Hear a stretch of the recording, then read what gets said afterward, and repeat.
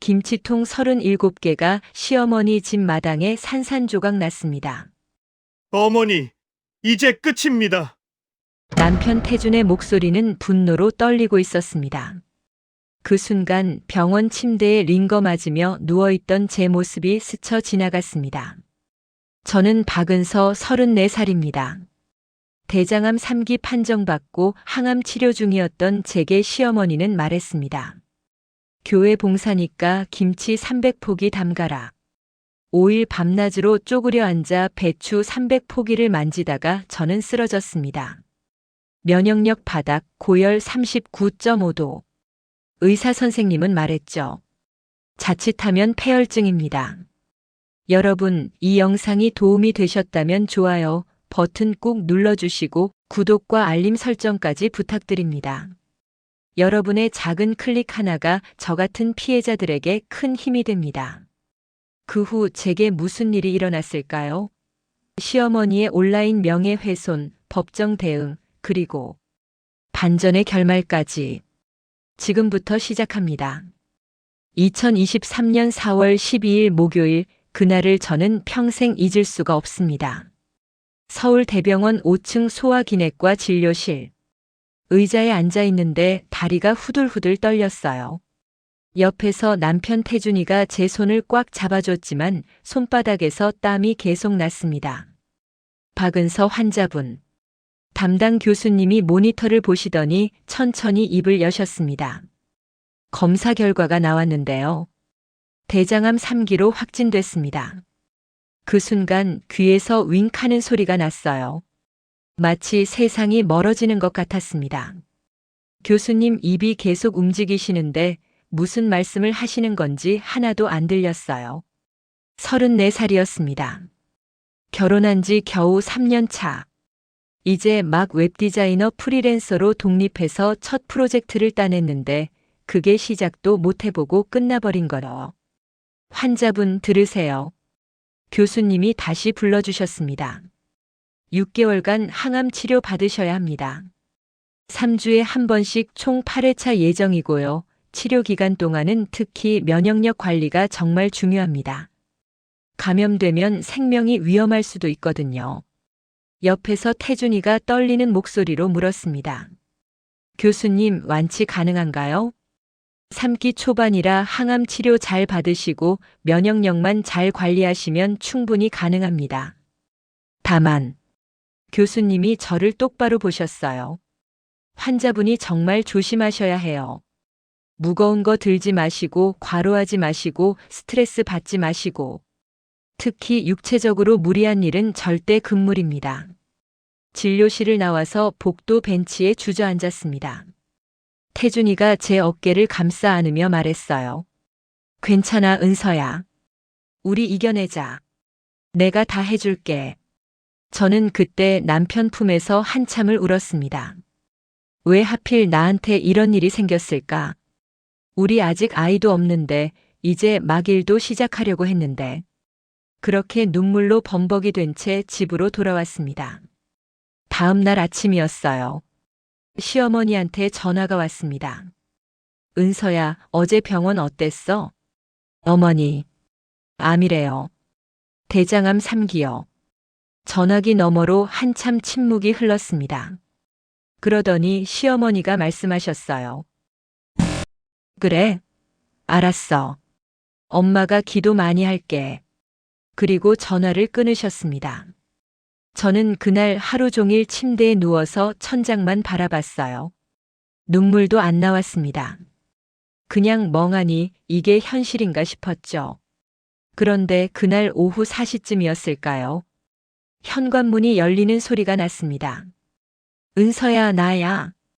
시어머니 최금란 씨 목소리였습니다. 그리고 뒤따라 여자분들 목소리가 여러 들렸어요. 집사님 여기에요? 네, 들어오세요. 저는 급하게 일어나서 거실로 나갔습니다. 그런데 거실에 교회 집사님들이 대여섯 분이나 앉아 계시는 거예요. 어머니, 이게 무슨? 시어머니가 제 손을 덥석 잡으셨습니다. 은서야, 엄마가 우리 교회 집사님들 모시고 왔어. 너 위해서 기도회 하려고. 그 순간 가슴이 뭉클했습니다. 아, 시어머니가 나를 이렇게 걱정해 주시는구나. 집사님들까지 모시고 와서 기도까지 해주시겠다니. 집사님들이 동그랗게 둘러앉아서 제 손을 잡아주셨어요. 은서 권사님 걱정 마세요. 주님께서 다 치유해 주실 거예요. 우리가 매일 중보기도 올릴게요. 그렇게 1시간 가까이 기도가 이어졌습니다. 찬송가도 부르고 안수기도도 하고, 기도가 끝나고 집사님들이 돌아가시면서 시어머니가 제 손을 꽉 잡으셨어요. 은서야, 엄마가 널 이렇게 위해서 기도회까지 했잖아. 너도 이제 믿음 가지고 잘 이겨내야 돼. 알았지? 네, 어머니. 감사해요. 그날 밤 저는 남편한테 말했습니다. 여보, 어머니가 생각보다 날 많이 걱정하시나 봐. 교회 집사님들까지 모시고 와서 기도해 주셨어.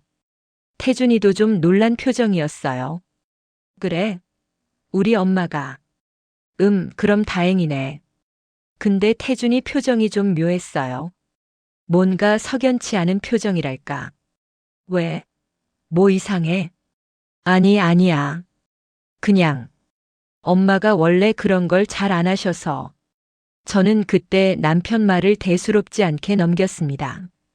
그냥 시어머니가 며느리를 진심으로 걱정해 주시는 거겠거니 했죠. 하지만 여러분, 그게 제 첫 번째 착각이었습니다. 그 기도회는 저를 위한 게 아니었어요. 시어머니가 교회에서 헌신적인 시어머니 이미지를 만들기 위한 쇼였던 거죠. 그 사실을 깨닫기까지는 그리 오래 걸리지 않았습니다.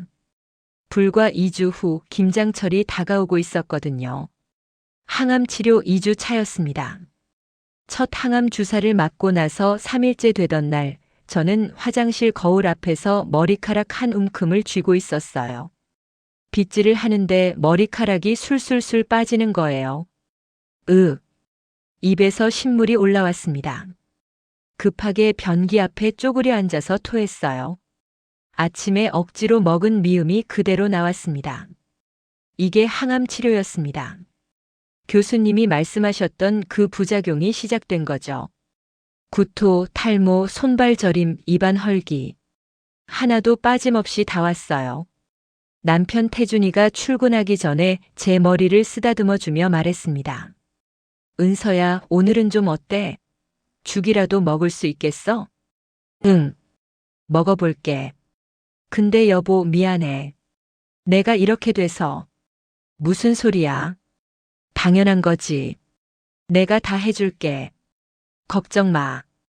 태준이가 출근하고 나면 온 집안이 조용해졌어요. 저는 침대에 누워서 천장만 바라봤습니다. TV를 켜도 무슨 내용인지 하나도 안 들어왔어요. 내가 언제쯤 나아질까? 이 치료가 끝나면 정말 완치될 수 있을까? 그런 생각만 하루 종일 했습니다. 그러던 어느 날 오후 2시쯤이었을까요? 핸드폰이 울렸습니다. 시어머니였어요. 은서야. 네, 어머니. 목소리가 좀 무거우셨어요. 무슨 안 좋은 소식이라도 있나 싶어서 가슴이 철렁했습니다. 은서야, 엄마가 오늘 교회 당회에 다녀왔는데 말이야. 네. 우리 교회에서 다음 주부터 김장 봉사 들어간대. 독거노인 어르신들 댁에 김치 갖다 드리는 거. 아, 네. 좋은 일 하시네요. 저는 그냥 남의 일인 줄 알았어요. 시어머니가 교회에서 봉사 활동하신다니 대견하다는 생각만 했죠. 그런데, 그래서 말인데 은서야. 시어머니 목소리 톤이 확 바뀌었습니다. 300포기 담가야 돼. 네. 순간 제가 잘못 들은 줄 알았어요. 300포기. 김치를? 어머니, 지금 300포기라고 하셨어요? 응. 우리 교회에서 독거노인 분들이 50가구거든. 한 집에 6포기씩 드리기로 했어. 손에 쥐고 있던 핸드폰이 미끄러질 뻔했습니다. 어머니, 그런데 그게 저랑 무슨 상관이? 내가 해야지. 네. 은서야, 너 지금 일 안 하잖아. 집에만 있으니까 심심할 거 아냐. 김장이라도 하면서 몸 좀 움직이는 게 너한테도 좋아. 저는 어이가 없어서 말이 안 나왔어요. 어머니, 저 지금 항암 치료 중이에요. 의사 선생님이 무거운 거 들지 말고 무리하지 말라고. 아이고, 그러니까 더 좋은 거지. 시어머니 목소리가 갑자기 밝아졌어요. 너 집에만 처박혀 있으면 우울증 온다니까? 몸 움직이고 봉사하면 마음도 밝아지고 병도 낫는 거야. 어머니, 그게 아니라. 그리고 말이야, 은서야. 이건 주님의 일이야. 어려운 독거노인 어르신들 도와드리는 거라고. 너도 지금 아프잖아. 그러니까 더 남 도우면서 복 받아야지. 복? 주님의 일? 저는 그 말을 듣는 순간 머리가 아찔했어요. 어머니, 근데 300포기는 너무 많지 않아요? 저 혼자서는.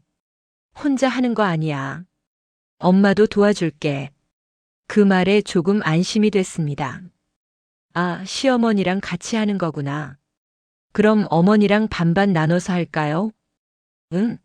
아니, 내가 뭘 도와준다는 게 아니라. 시어머니가 헛기침을 하셨어요. 엄마는 허리가 안 좋아서 김장을 못해. 그러니까 내가 배추 사주고 재료 사주는 걸로 도와주는 거지. 제 입에서 말이 안 나왔습니다. 그리고 은서야, 너 원래 손재주 좋잖아. 디자이너 했으니까. 김장도 뚝딱 할 거야. 어머니, 디자이너는 컴퓨터로 하는 거고 김장은 완전히 다른. 아이고, 왜 이렇게 말이 많아? 갑자기 시어머니 목소리가 날카로워졌습니다. 엄마가 그렇게 기도회까지 열어줬는데 이것도 못해줘? 교회 봉사 하나 부탁하는 게 그렇게 힘들어? 가슴이 철렁 내려앉았어요. 어머니, 그게 아니라 제가 지금 몸 상태가. 은서야.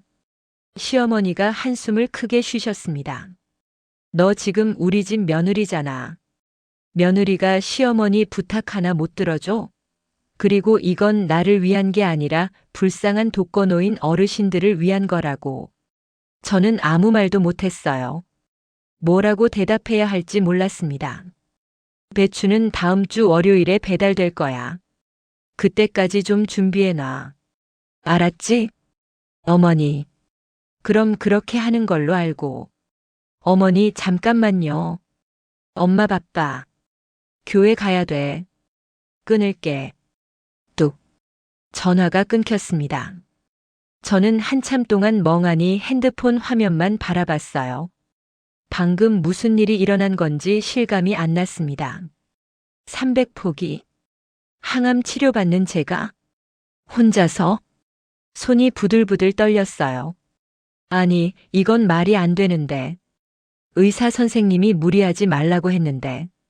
그런데 시어머니 말씀도 틀린 건 아니었어요. 저도 교회 다니니까 봉사가 좋은 일이란 건 알죠. 독거노인 어르신들 도와드리는 것도 의미 있는 일이고요. 그래, 어쩌면 시어머니 말씀이 맞을지도 몰라. 집에만 있으니까 우울한 것도 사실이고, 몸 좀 움직이면 오히려 좋을 수도. 저는 스스로를 설득하려고 했습니다. 저녁에 태준이가 퇴근했어요. 은서야, 오늘은 좀 어때? 밥은 먹었어? 응. 근데 여보. 저는 조심스럽게 말을 꺼냈습니다. 어머니한테 연락 왔는데 교회 봉사로 김장 300포기를 담가야 한대. 뭐? 태준이 얼굴이 굳어졌어요. 300포기. 누가? 나. 은서야, 너 지금 정신 있어? 항암 치료받는 사람이 김장을 300포기를 담간다고. 근데 어머니가 독거노인 분들 도와드리는 거라고. 그리고 몸 움직이면 오히려 좋을 수도 있다고. 태준이가 머리를 감싸 쥐었습니다. 은서야, 의사 선생님이 뭐라고 했어? 면역력 관리 제일 중요하고 과로하면 안 된다고 했잖아. 그래도 어머니가 기도회까지 열어주셨는데 이 정도는 해드려야 하지 않을까? 태준이가 한숨을 길게 내쉬었어요. 엄마한테 내가 전화할게. 아니야, 괜찮아. 내가 할 수 있을 것 같아. 은서야. 여보, 나도 뭔가 해야 할 것 같아. 집에만 있으니까 너무 무기력하고. 어쩌면 정말 몸 움직이는 게 도움이 될지도 몰라. 태준이는 더 이상 말하지 않았습니다. 하지만 그의 눈빛에선 걱정이 가득했어요. 그날 밤 저는 잠을 이룰 수가 없었습니다. 300포기. 그게 얼마나 많은 양인지 상상도 안 됐어요. 근데 가장 무서웠던 건 시어머니의 그 말투였습니다. 이것도 못해줘? 그 한마디가 계속 귓가에 맴돌았습니다. 다음 주 월요일 새벽 5시. 따르릉, 따르릉. 핸드폰 알람 소리에 깼습니다. 아직 밖은 깜깜했어요. 옆에서 자던 태준이가 뒤척이며 말했습니다. 은서야, 괜찮아? 오늘 안 해도 되는데. 괜찮아. 나 할 수 있어. 사실 괜찮지 않았어요. 어젯밤에도 구토가 심해서 거의 잠을 못 잤거든요. 근데 이미 배추는 주문됐고 시어머니한테 말씀드렸고 이제 와서 못한다고 할 수가 없었습니다. 현관 초인종이 울렸습니다. 배송 왔습니다. 문을 열었더니 배달 기사님이 손수레에 배추를 가득 싣고 와 계셨어요. 어디에 놓아드릴까요? 마당에 내려주세요. 배추가 하나씩 내려질 때마다 가슴이 내려앉았습니다. 한 포기, 두 포기, 세 포기. 숫자를 세다가 포기했어요. 너무 많았거든요. 마침내 배달이 끝났습니다. 마당 한가득. 아니, 마당을 가득 넘어서 배추가 쌓여 있었습니다. 300포기. 그게 이렇게 많은 양인 줄 몰랐어요. 손이 떨렸습니다. 저걸 언제 다 하지? 그때 뒤에서 목소리가 들렸습니다. 어머, 배추 왔네. 시어머니였습니다. 언제 오셨는지 집 안에 들어와 계셨어요. 어머니, 이게 다 300포기예요? 그럼 300포기지. 자, 빨리 시작해야지. 오늘 중으로 다 절여야 해. 오늘 중으로요? 당연하지. 배추 상하면 어떡해. 자, 소금이랑 큰 대야는 내가 준비해 왔어. 빨리 다듬어. 저는 떨리는 손으로 배추를 하나 들어 올렸습니다.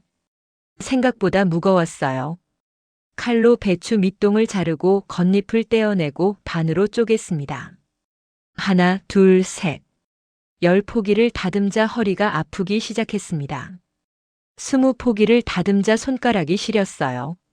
30포기를 다듬자 무릎이 욱신거렸습니다. 어머니, 잠깐 쉬었다가 할게요.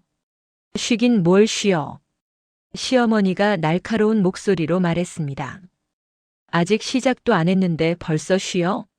젊은 사람이 그것도 못해? 어머니, 제가 지금 항암 치료 중이라. 알아. 그러니까 더 정신 차리고 해야지. 시어머니는 평상에 앉아서 저를 지켜보고만 계셨어요. 손 하나 까딱 안 하시고요. 점심때가 됐습니다. 배추는 겨우 100포기 정도 다듬었어요. 아직 200포기가 남았습니다. 어머니, 점심 먹고 할까요?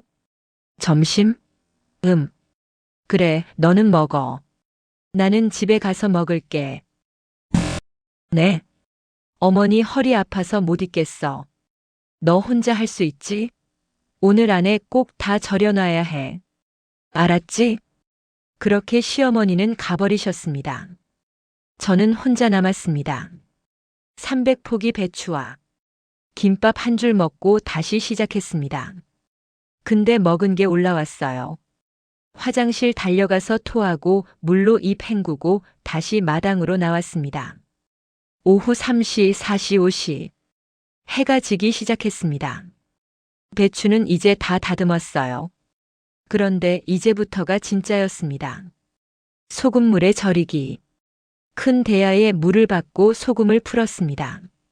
배추를 하나씩 소금물에 담그고 배추잎 사이사이에 소금을 뿌렸습니다. 한 포기 하는데 3분.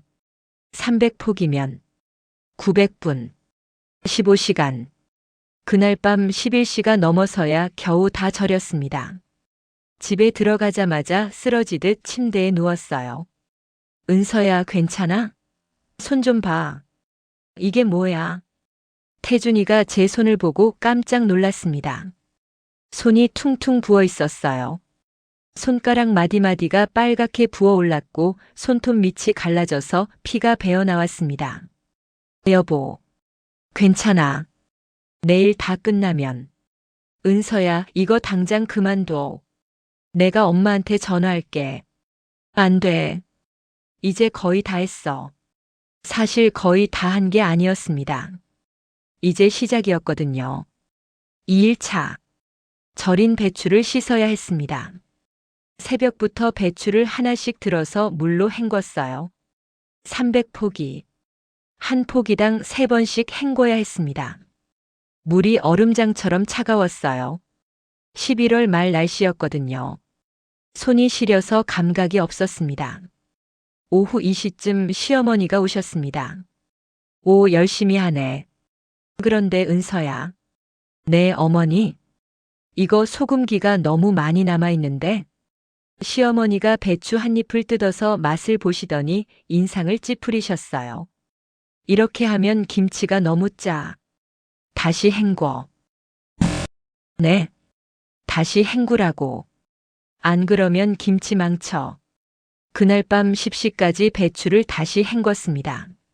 3일차. 양념 만드는 날이었습니다. 고춧가루 10kg, 멸치 액젓 5L, 새우젓 3kg, 마늘 5kg, 생강 2kg. 재료들이 산더미처럼 쌓여 있었어요. 마늘 5kg를 다 까는 데만 4시간이 걸렸습니다. 생강을 갈고 물을 채 썰고 파를 썰고 저녁 8시쯤 시어머니가 오셔서 양념을 맛보셨어요. 이거 맛이 좀 싱거운데? 어머니 레시피대로 했는데. 레시피가 중요한 게 아니라 입맛이 중요한 거야. 시어머니가 고춧가루를 한 바가지 덮어서 부으셨습니다. 이 정도는 돼야지. 그리고 새우젓 더 넣어. 어머니 너무 많이 넣으면. 야, 너 김치 담가봤어? 내가 40년 담가봤는데 내 말 들어. 마이너스. 4일차. 속 버무리는 날. 이게 제일 힘들었어요. 배추 한 포기를 펼쳐놓고 입 사이사이에 양념을 바르는 겁니다. 300번. 쪼그려 앉아서 계속 허리를 숙이고 50포기 하고 나니까 허리가 펴지질 않았어요. 100포기 하고 나니까 무릎이 시퍼렇게 멍들었습니다. 150포기 하고 나니까 손에서 피가 났어요. 어머니, 잠깐만 쉬었다 할게요. 야, 손 그렇게 하면 김치에 피 묻어. 시어머니가 소리쳤습니다. 장갑 껴. 빨리. 눈물이 났어요.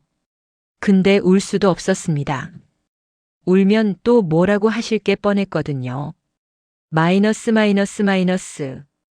5일차. 김치를 통에 담는 날.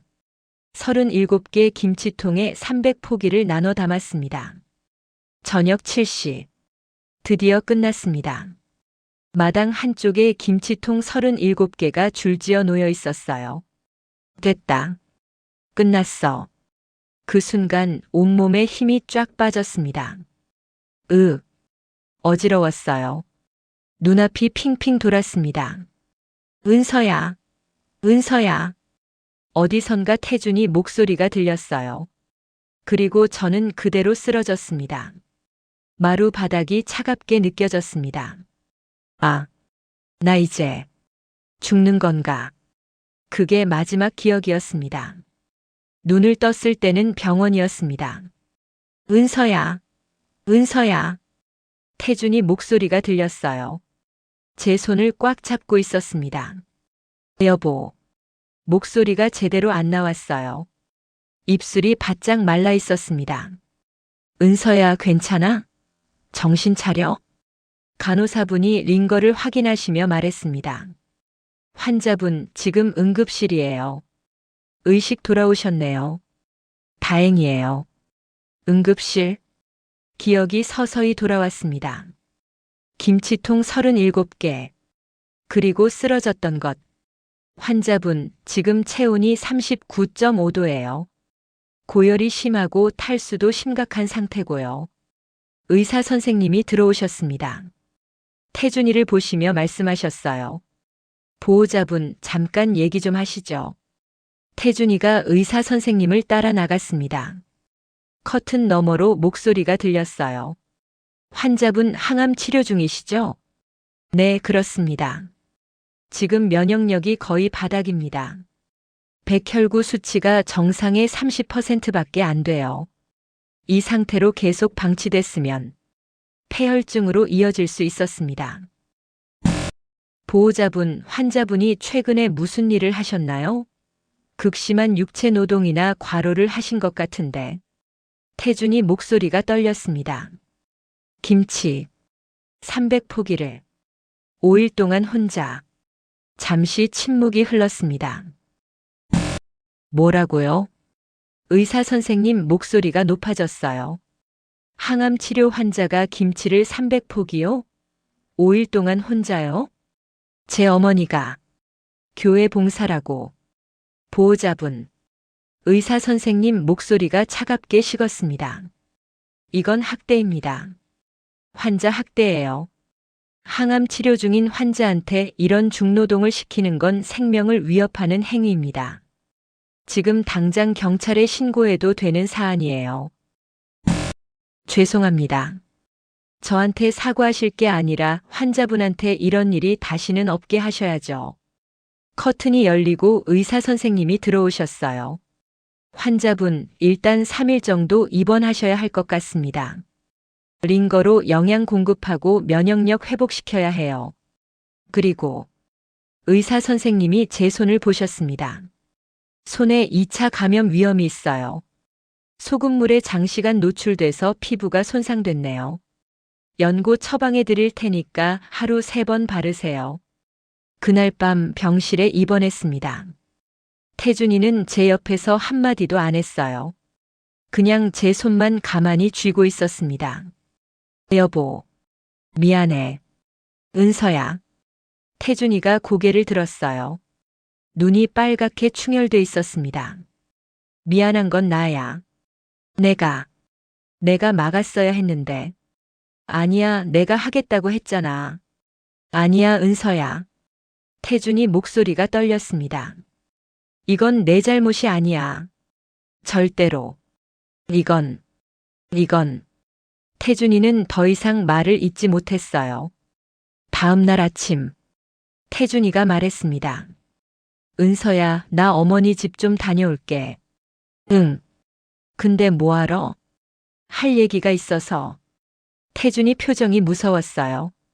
평소에 온화한 사람인데 그때는 얼굴이 굳어 있었습니다. 여보, 너무 세게 말하지는 마. 응. 알았어. 태준이는 병원을 나갔습니다. 1시간 후, 태준은 어머니 집 앞에 차를 세웠습니다. 마당에는 김치통 37개가 여전히 줄지어 놓여 있었어요. 현관문을 열고 들어갔습니다. 어머니. 거실에서 TV를 보고 계시던 시어머니가 돌아보셨어요. 오, 태준아. 왜? 은서는? 입원했습니다. 입원? 왜? 시어머니는 태연하게 물으셨습니다. 태준은 대답하지 않았어요. 그냥 돌아서서 마당으로 나갔습니다. 김치통 하나를 들어 올렸습니다. 무거웠어요.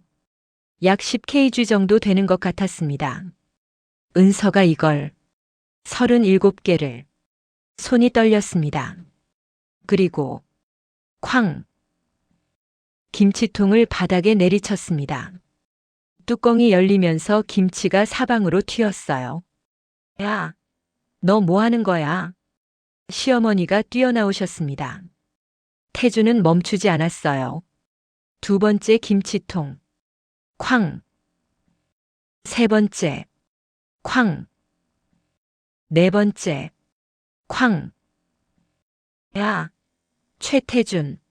당장 멈춰. 시어머니가 소리쳤습니다. 하지만 태준은 계속했습니다. 5번째, 6번째, 7번째. 마당 바닥이 빨간 김치로 뒤덮였습니다. 너 미쳤어? 이게 얼마짜린데? 교회에 갖다 드릴 김치인데. 태준이 드디어 입을 열었습니다. 교회요? 목소리가 차가웠어요. 교회에 갖다 드릴 김치를 항암 환자한테 담그게 하셨어요? 그게 뭐 어때서? 은서가 시간 있으니까. 시간이 있어서가 아닙니다. 태준이 시어머니를 똑바로 바라봤습니다. 제 아내는 대장암 3기 환자입니다. 의사 선생님이 무거운 거 들지 말고 과로하지 말고 면역력 관리하라고 했습니다. 알아, 그래서 내가. 어머니는 몰랐어요. 태준의 목소리가 높아졌습니다. 항암 치료가 얼마나 힘든지, 하루하루가 얼마나 고통스러운지 어머니는 단 한 번도 물어보신 적이 없어요. 시어머니 얼굴이 굳어졌습니다. 태준은 계속했습니다. 은서가 5일 동안 새벽부터 밤까지 쪼그려 앉아서 300포기를 담갔습니다. 손은 부어 터지고 무릎은 멍들고 허리는 펴지지도 않았어요. 그래도 끝까지 했잖아. 쓰러져서 응급실 실려갔습니다. 시어머니가 움찔했어요. 의사 선생님이 뭐라고 하셨는지 아세요? 자칫하면 폐혈증으로 죽을 수도 있었다고 했어요. 면역력이 바닥이라서. 어머니. 태준이 김치통을 하나 더 들어 올렸습니다. 이게 뭔지 아세요? 김치지. 아닙니다. 태준이 그 김치통을 바닥에 내던졌습니다. 쾅. 이건 제 아내의 피입니다. 제 아내의 고통입니다. 제 아내의 생명입니다. 시어머니가 뒤로 물러섰어요. 태준은 나머지 김치통들을 하나씩 계속 엎었습니다. 10개, 20개, 30개. 마침내 37개 김치통이 모두 바닥에 쏟아졌습니다. 마당은 김치로 범벅이 됐어요. 태준이 시어머니를 마지막으로 쳐다봤습니다. 어머니. 오늘부터 절연합니다. 뭐라고? 다신 연락하지 마세요. 저희 부부한테도 은서한테도. 태준아, 너 지금 무슨 소리를. 끝입니다. 태준은 돌아섰습니다. 뒤에서 시어머니가 소리쳤어요. 야, 최태준, 내가 감히 엄마한테 불효자라고 하시고 싶으시죠? 태준이 걸음을 멈추고 뒤를 돌아봤어요. 괜찮습니다. 불효자로 살겠습니다. 그게 제 아내를 지키는 길이라면. 그렇게 태준은 집을 나왔습니다. 차에 타서 한참을 앉아 있었어요. 손이 떨렸습니다. 방금 무슨 짓을 한 건지, 진짜 엄마와 인연을 끊은 건지. 하지만 후회는 없었습니다. 병원으로 가는 길 태준은 중얼거렸습니다. 은서야, 미안해. 진작 이렇게 했어야 했는데. 병실로 돌아왔을 때 은서는 잠들어 있었습니다. 태준은 은서의 부은 손을 조심스럽게 쥐었어요. 다시는 이런 일 없게 할게. 그날 밤 태준은 은서 곁을 떠나지 않았습니다. 일주일이 지났습니다. 병원에서 퇴원하고 집으로 돌아왔어요. 몸은 많이 나아졌지만 마음은 여전히 무거웠습니다. 태준이는 회사에 복직했고 저는 집에서 요양 중이었어요. 어느 날 오후 핸드폰에 카톡이 왔습니다. 대학 동기 선미였어요. 은서야, 너 괜찮아? 교회 카페에 이상한 글 올라왔던데. 응? 무슨 글? 잠깐만 캡처해서 보낼게. 몇 초 후 사진이 날아왔습니다. 세빛교회 온라인 소통방. 제목 며느리 때문에 가슴이 미어집니다. 마이너스 최금난 집사. 글을 읽는 순간 손이 떨렸어요. 안녕하세요. 집사 최금난입니다. 오늘은 제 아픈 가슴을 여러분께 털어놓고자 합니다. 저희 작은 며느리가 올해 암 진단을 받았습니다. 시어머니로서 얼마나 가슴이 아팠는지 모릅니다. 당장 교회 집사님들 모시고 가서 기도회도 열어줬습니다. 그런데 문제는 며느리가 집에만 처박혀서 우울증에 빠져 있는 거예요. 그래서 제가 생각했습니다. 몸 좀 움직이고 봉사활동하면 마음도 밝아지고 병도 나을 텐데. 마침 우리 교회에서 독거노인 어르신들께 김장 봉사를 하기로 했거든요. 그래서 며느리한테 부탁했습니다. 은서야, 엄마랑 같이 김장 좀 하자. 내 건강에도 좋을 거야. 며느리도 처음엔 좋다고 했어요. 근데 며칠 지나니까 갑자기 쓰러졌다면서 병원에 입원했다는 거예요. 그리고 아들놈이 집에 쳐들어와서는 제가 5일 밤낮으로 정성껏 담가 놓은 김치 300포기를 다 엎어버렸습니다.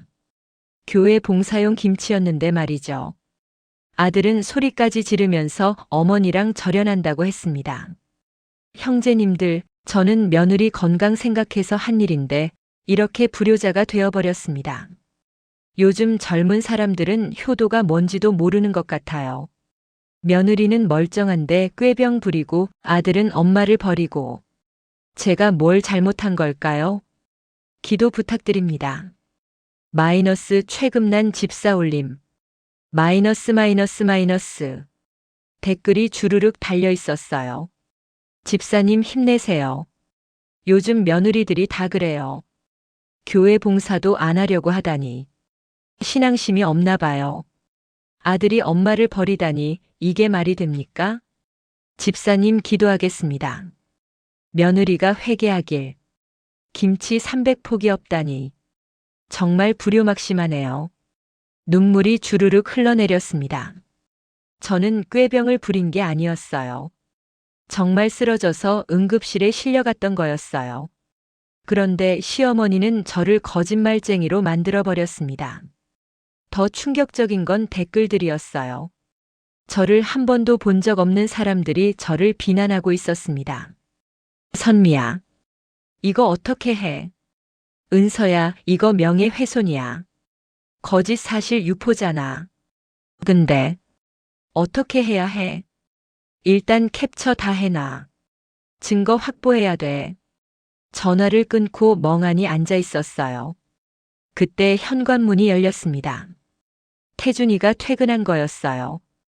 은서야, 나왔어. 저녁 뭐 먹을까? 태준이가 제 얼굴을 보더니 깜짝 놀랐습니다. 은서야, 왜 그래? 왜 울어? 저는 말없이 핸드폰을 내밀었어요. 태준이가 글을 읽기 시작했습니다. 얼굴이 점점 굳어지더니 새하얗게 변했어요. 이게 뭐야? 여보, 사람들이 나를 거짓말쟁이로. 태준이 주먹을 쥐었습니다. 은서야, 진정해. 내가 해결할게. 어떻게? 일단. 태준이도 당황한 것 같았어요. 그날 밤 우리 부부는 잠을 한숨도 못 잤습니다. 마이너스. 다음 날 아침. 은서야, 오늘 나랑 같이 병원 가자. 병원? 진료날 아닌데. 사회복지사 선생님 찾아가 보자. 상담 좀 받아보자고. 서울대병원 사회복지과. 이소담 복지사님이 우리를 맞아주셨어요. 어서 오세요. 무슨 일로 오셨어요? 태준이가 핸드폰을 보여드렸습니다. 소담 선생님이 글을 읽으시더니 얼굴이 굳어졌어요. 이건 심각한데요. 어떻게 해야 할까요? 일단 이건 명백한 명예훼손입니다. 게다가 거짓 사실을 온라인에 유포했으니 더 심각하고요. 소담 선생님이 메모를 하시며 말씀하셨어요. 첫째, 지금 당장 모든 증거를 캡처하세요. 본문, 댓글, 작성 날짜, 작성자 정보 전부요. 네. 둘째, 환자분 의료 기록 떼세요. 입원 기록, 진단서, 의사소견서 전부요. 이게 환자분이 정말 아팠다는 증거가 됩니다. 태준이가 필기를 했습니다. 그리고 법률 지원을 받으셔야 할 것 같아요. 법률 지원이요? 네. 제가 아는 공익 변호사님이 계세요. 가족 법률 지원센터에서 일하시는데 이런 케이스 많이 다루셨어요. 소담 선생님이 명함을 건네주셨어요. 정재윤 변호사 마이너스 가족 법률 지원센터. 연락해보세요. 제가 미리 말씀드려 놓을게요. 감사합니다. 집으로 돌아와서 증거를 모으기 시작했습니다. 교회 카페 게시글 캡처, 댓글 하나하나 전부 캡처. 맘카페에도 같은 글이 올라와 있었어요. 그것도 전부 캡처했습니다. 그리고 병원에서 서류를 떼었어요. 마이너스 응급실 입원 기록, 진단서 고열, 탈수, 면역력 저하, 의사 소견서 과도한 육체 노동으로 인한 탈진. 일주일 후, 가족법률지원센터, 정재윤 변호사님을 만났습니다. 40대 초반으로 보이는 남성분이었어요. 인상이 따뜻했습니다. 안녕하세요. 소담복지사님한테 얘기 들었어요. 자료 좀 볼까요? 태준이가 준비한 서류들을 건넸습니다. 정 변호사님이 하나하나 검토하시더니 고개를 끄덕이셨어요. 이거 충분히 소송 가능합니다. 정말요? 네. 명예훼손죄로 형사고소 가능하고요. 정신적 피해에 대한 손해배상 민사소송도 가능합니다.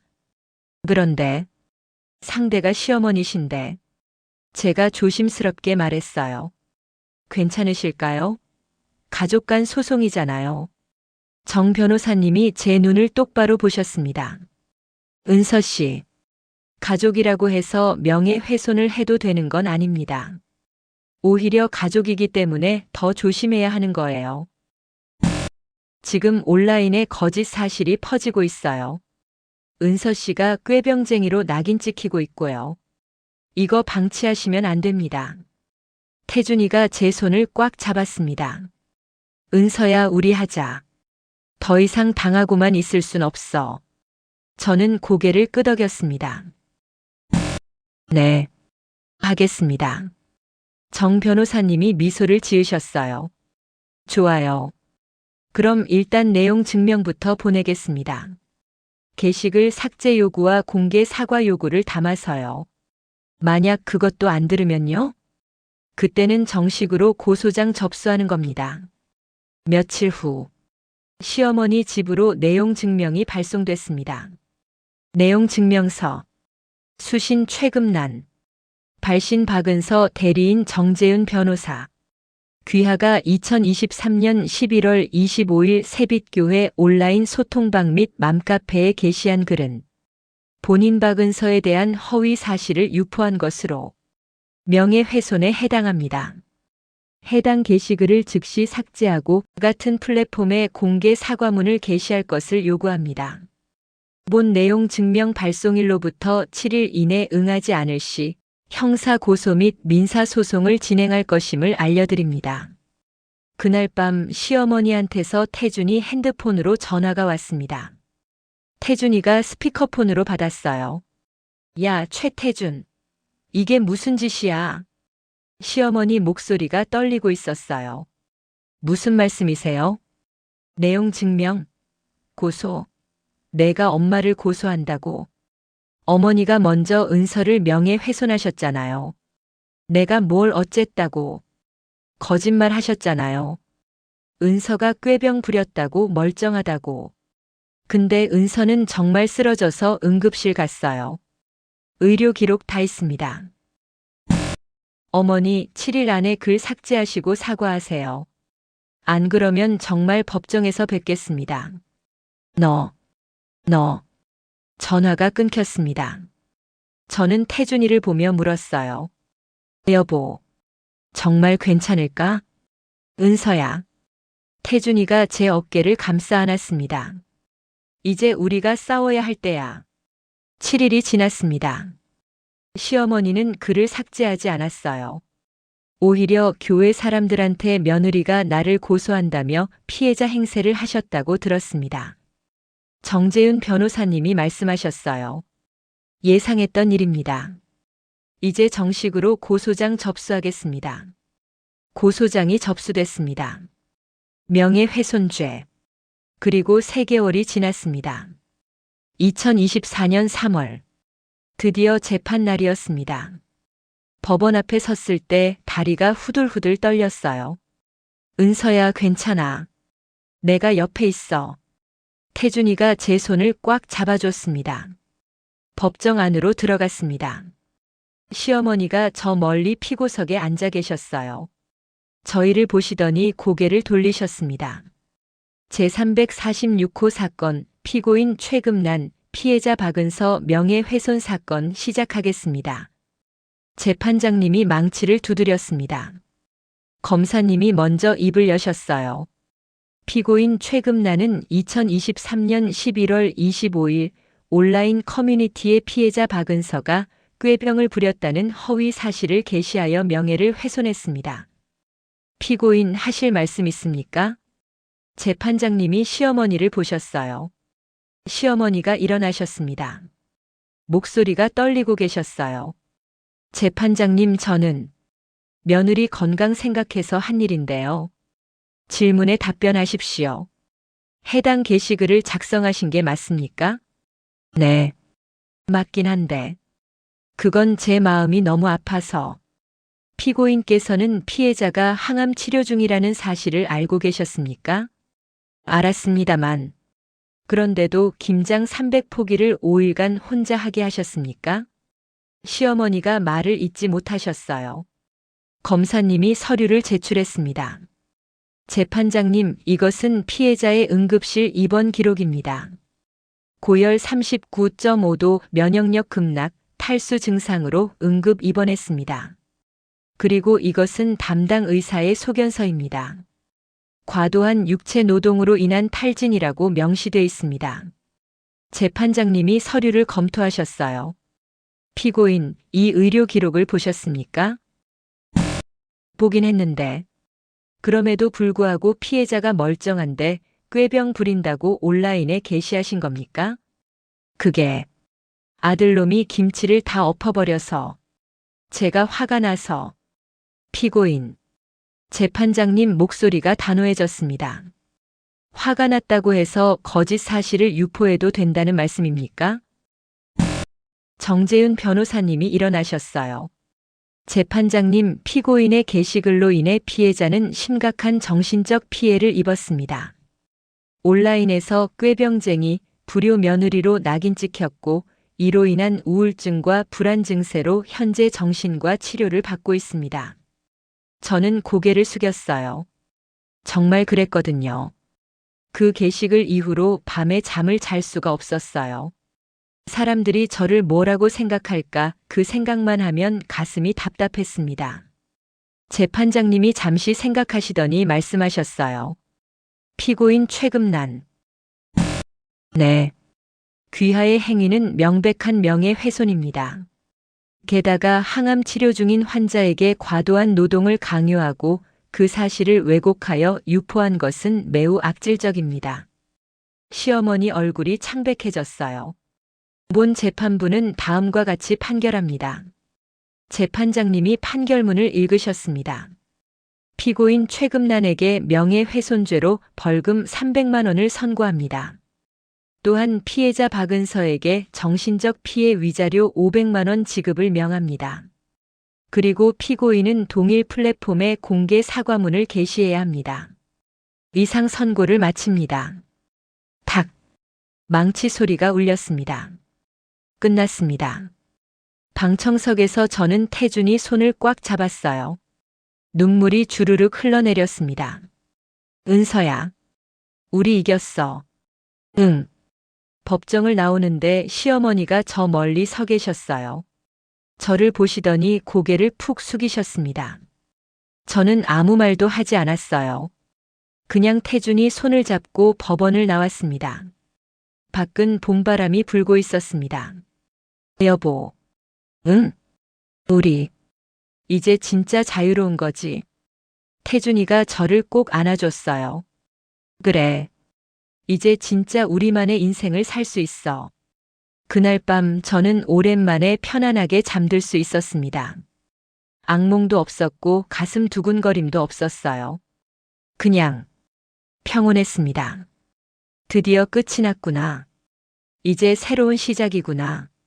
판결이 나고 6개월이 지났습니다. 2024년 9월. 저는 마지막 항암 치료를 마쳤어요. 환자분 축하드려요. 8차 치료 완료하셨습니다. 담당 교수님이 미소를 지으시며 말씀하셨어요. CT 결과도 깨끗하게 나왔고요. 완치 판정까지는 5년 더 지켜봐야 하지만 지금은 정말 잘 이겨내셨어요. 눈물이 주르륵 흘러내렸습니다. 감사합니다. 교수님. 병원 밖으로 나오는데 하늘이 유난히 파랗게 보였어요. 살았구나. 나 진짜 살아남았구나. 그날 밤 태준이와 저녁을 먹으면서 말했습니다. 여보, 나 뭔가 하고 싶어. 응? 뭐? 김치. 태준이가 깜짝 놀랐어요. 김치? 은서야, 그게. 여보, 들어봐. 나 그때 300포기 담그면서 깨달았어. 김치는 정말 사랑으로 담가야 한다는 걸. 저는 천천히 말을 이었습니다. 시어머니는 나한테 의무로 강요했잖아. 근데 나는 진심으로 누군가를 위해 김치를 담그고 싶어. 누구를 위해서? 나처럼 아픈 사람들. 태준이 눈이 반짝였어요. 은서야. 항암 치료받는 사람들은 입맛도 없고 힘도 없잖아. 근데 집에서 만든 정성스러운 김치 한 점이면 밥 한 숟가락이라도 더 먹을 수 있을 것 같아. 태준이가 제 손을 꽉 잡았습니다. 좋아. 우리 해보자. 한 달 후, 작은 사무실을 하나 얻었습니다. 간판을 달았어요. 은선의 김치. 처음엔 정말 작게 시작했어요. 주방 하나, 김치 냉장고 하나. 혼자서 배추 10포기씩 담갔습니다. 그리고 병원 게시판에 작은 쪽지를 붙였어요. 무료 나눔.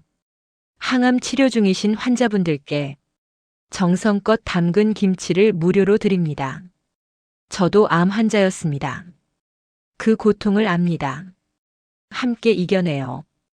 은선의 김치. 반응이 왔습니다.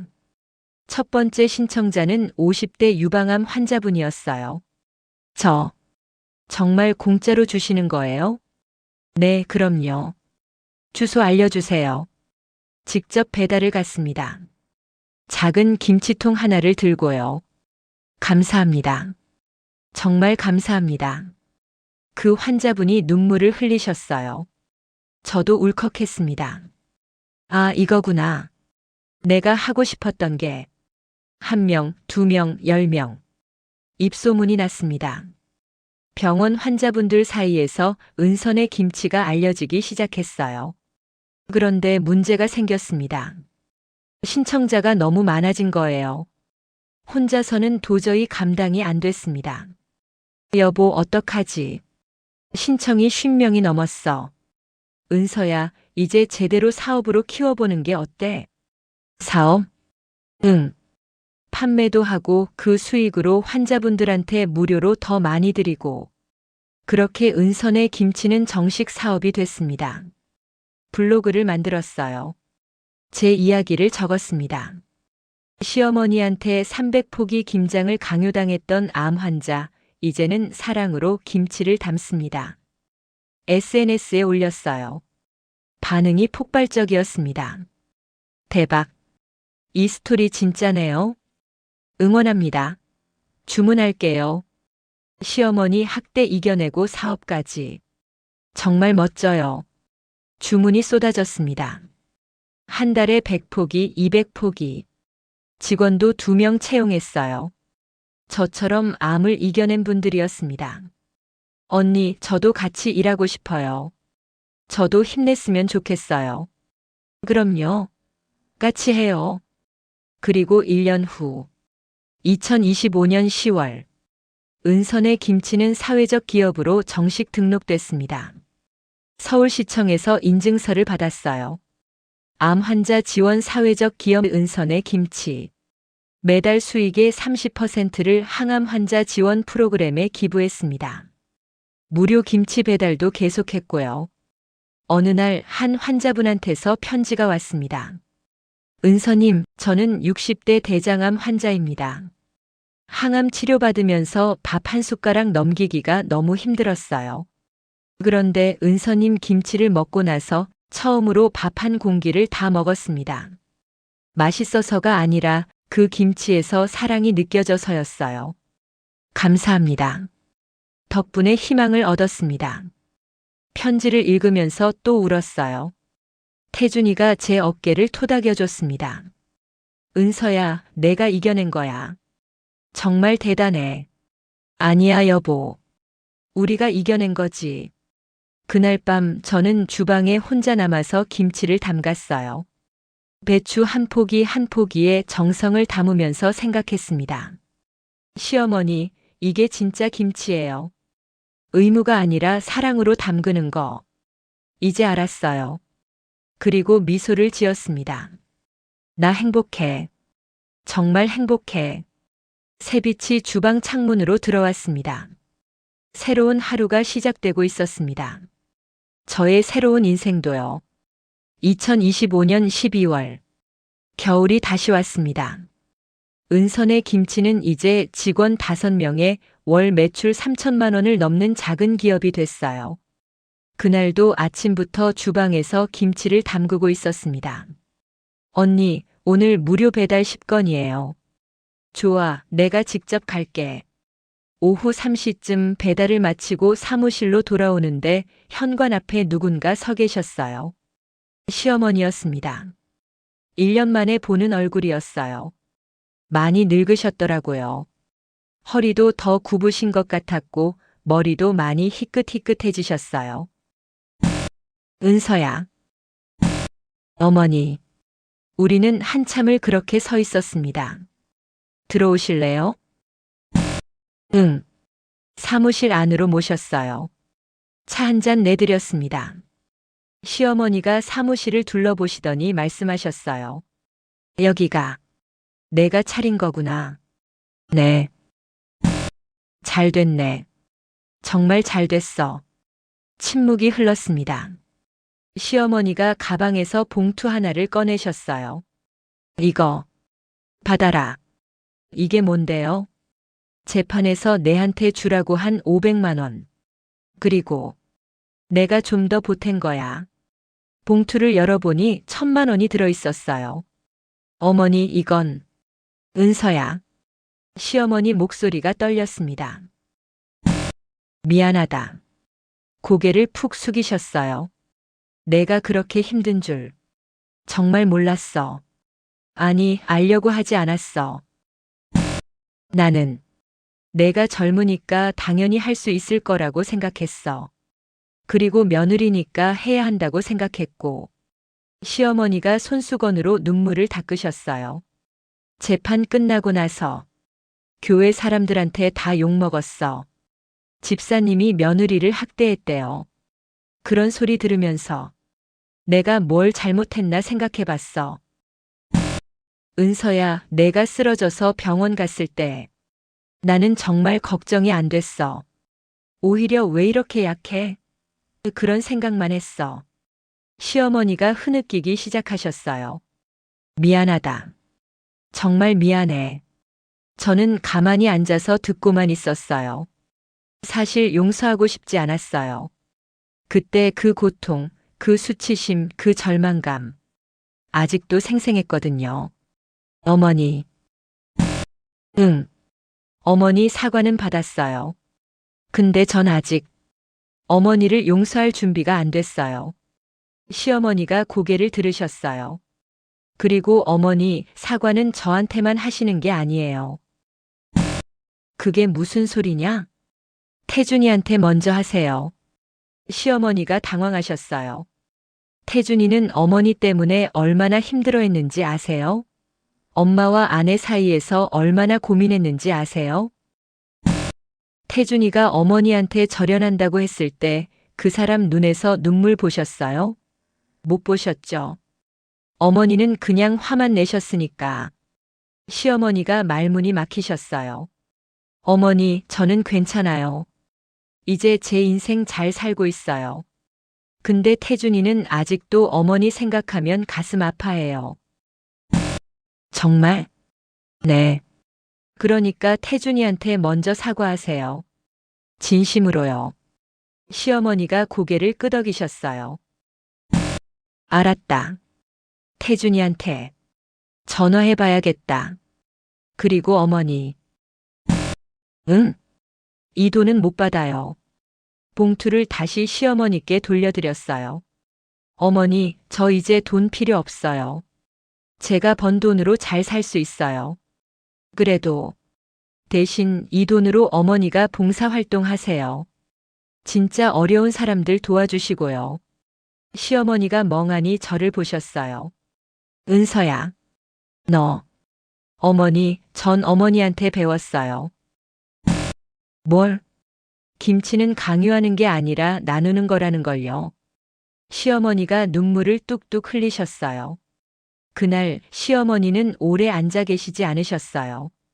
그냥 일어나서 인사하고 가셨습니다. 은서야, 진짜 미안했다. 그리고 정말 잘 됐다. 문이 닫히고 저는 한참 동안 창밖을 바라봤어요. 용서했나요? 아직 모르겠어요. 근데 이제 미워하지는 않았어요. 그날 저녁 태준이한테 전화가 왔습니다. 은서야, 엄마한테 전화 왔어. 어머니가 뭐래? 울면서 사과하셨어. 내가 먼저 사과하라고 했다며? 응. 고마워, 은서야. 나 때문에 내가. 여보, 괜찮아. 이제 다 괜찮아. 밖에는 눈이 내리기 시작했습니다. 창문에 비친 제 얼굴을 보니 웃고 있더라고요. 나 웃고 있네. 진짜로 진심으로 웃고 있었어요. 그날 밤 저는 일기를 썼습니다. 2025년 12월 15일. 오늘 시어머니를 만났다. 용서는 아직 안 됐지만 이제 미워하지는 않는다. 나는 행복하다. 암도 이겼고 사업도 잘 되고 사랑하는 남편도 있고 그리고 무엇보다 내가 나를 지켰다. 그게 제일 자랑스럽다. 앞으로도 잘 살 거다. 당당하게 행복하게. 일기장을 덮으며 중얼거렸습니다. 어머니, 저 이제 정말 괜찮아요. 창밖에선 하얀 눈이 펑펑 내리고 있었습니다. 새하얀 세상. 새로운 시작. 저의 앞날처럼요. 2026년 봄.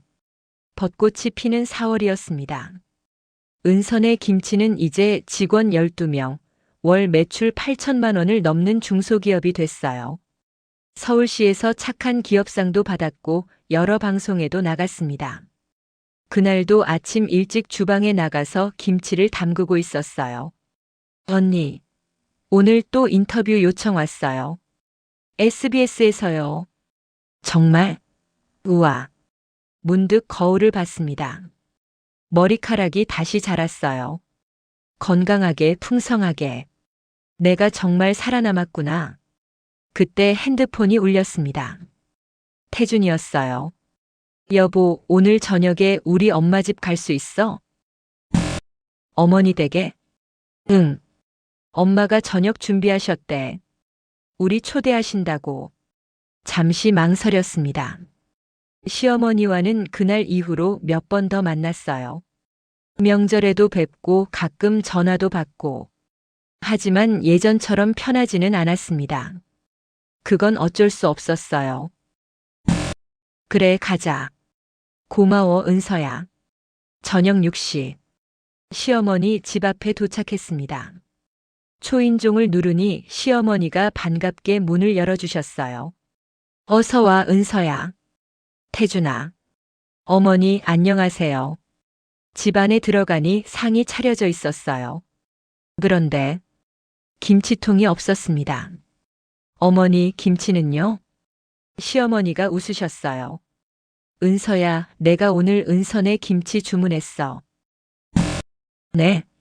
내가 만든 김치가 제일 맛있더라. 그래서 정기 구독 신청했어. 가슴이 뭉클했습니다. 어머니, 은서야, 나 이제 알아. 김치는 강요하는 게 아니라는 거. 내가 가르쳐 줬잖아. 저녁을 먹으면서 시어머니가 말씀하셨어요. 은서야, 나 요즘 교회에서 독거노인 도시락 봉사해.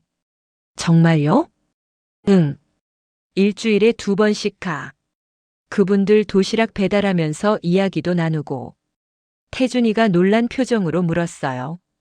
엄마 혼자서요? 응. 처음엔 힘들었는데 이제 좋더라. 누군가한테 필요한 사람이 된다는 게. 시어머니가 저를 보셨어요. 은서야, 내가 그러더라. 내 돈으로 봉사하라고. 그래서 하고 있어. 어머니, 은서야 고맙다. 나한테 다시 기회를 줘서. 그날 밤 집으로 돌아오는 차 안에서 태준이가 말했습니다. 은서야, 우리 엄마 많이 변하셨지? 응, 진짜 많이. 다 내 덕분이야. 아니야. 어머니가 스스로 변하려고 노력하신 거지. 태준이가 제 손을 꽉 잡았어요. 은서야, 사랑해. 나도 사랑해, 여보. 며칠 후 병원에서 정기 검진을 받았습니다. 환자분 완전관의 상태 유지 중입니다. 축하드려요. 교수님. 정말요? 네. 2년째 깨끗하게 나오고 있어요. 이대로만 유지하시면 됩니다. 밖으로 나오니 햇살이 눈부셨어요. 나 완전히 나았어. 진짜로. 그날 저녁 SNS에 글을 하나 올렸습니다. 300포기 김장 강요당했던 암 환자 2년 후 완치 판정 받았습니다. 여러분 안녕하세요. 은선의 김치 대표 박은서입니다. 2년 전 저는 대장암 3기 판정을 받았습니다. 그리고 시어머니한테 300포기 김장을 강요당했고 쓰러졌고 법정까지 갔습니다. 그때는 정말 세상이 끝난 줄 알았어요. 근데 지금 저는 완치 판정을 받았고 제가 만든 김치로 다른 암 환자분들을 돕고 있습니다. 힘든 시간을 겪고 계신 분들께 말씀드리고 싶어요. 당신은 혼자가 아닙니다. 당신은 존중받을 자격이 있습니다. 그리고 당신은 반드시 이겨낼 수 있습니다. 저처럼요. 사랑합니다. 박은서 올림. 댓글이 주르륵 달렸습니다. 언니 정말 축하해요. 완치 판정 대박. 저도 항암 치료 중인데 힘이 나네요. 감사합니다. 은서님 덕분에 용기 얻었어요.